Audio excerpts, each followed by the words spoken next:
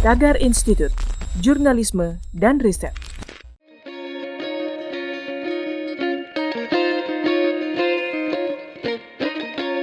Halo Tagarians, para penonton Tagar TV dan juga pembaca Tagar ID, ketemu lagi sama saya, Cory Olivia. Hari ini saya ingin membacakan ulasan pilihan redaktur Tagar tentang sejarah Hari Integrasi Timor Timur yang diperingati setiap 17 Juli.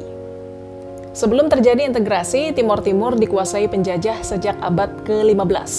Saat itu orang-orang Portugis sering singgah untuk berdagang, yang berujung pada keberhasilan Portugis menduduki Timor Timur. Memasuki abad ke-17, Belanda mulai mencoba masuk dan menyingkirkan Portugis, hingga akhirnya diadakan perjanjian bahwa Portugis menyerahkan sisi barat Pulau Timor kepada pihak Belanda. Itu yang menyebabkan kenapa wilayah Timor Timur belum menjadi bagian dari Indonesia sejak awal, karena berbeda dengan Pulau Timor bagian barat yang dikuasai Belanda, yang kini telah menjadi Provinsi Nusa Tenggara Timur. Kemudian pada tahun 1942, giliran Jepang menyingkirkan Belanda dari Timor Timur. Selain berhasil mengambil alih Hindia Belanda, pasukan Jepang juga berhasil merebut Timor Timur. Namun setelah Indonesia merdeka pada 17 Agustus 1945, Jepang menyingkir dan Portugal kembali menduduki kawasan Timor Timur.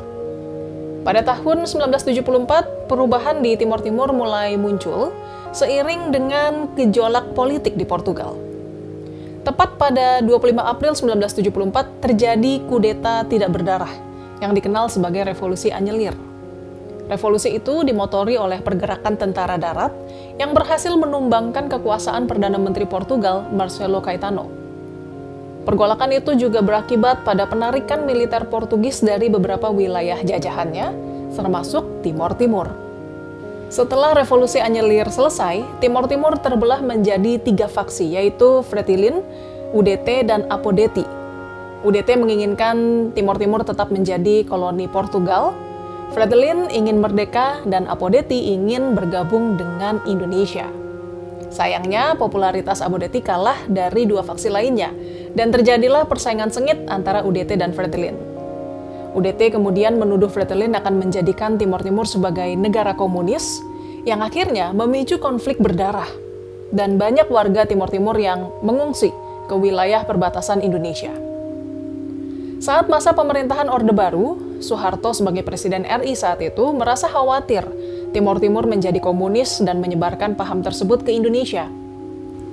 Terkait hal itu, Soeharto kemudian menjalin komunikasi dengan Gerald Rudolph Ford Jr. yang merupakan Presiden Amerika Serikat saat itu.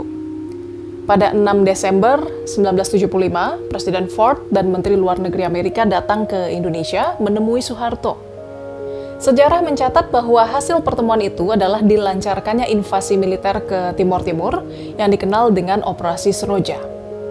Sebelum Operasi Seroja dilakukan, pemerintah Indonesia sudah melancarkan operasi intelijen dengan nama sandi Operasi Komodo di tahun 1974 untuk mencari info terkait politik Timor Timur yang berpusat di Dili.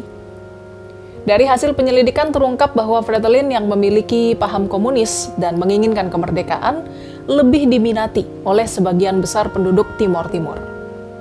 Dalam invasi militer ini, Amerika memang memiliki peran yang sangat penting, salah satunya memasok senjata untuk militer Indonesia pada saat itu. Kekuatan Fretilin pun tidak sebanding, sehingga pada 7 Desember 1975, Dili sudah bisa dikuasai.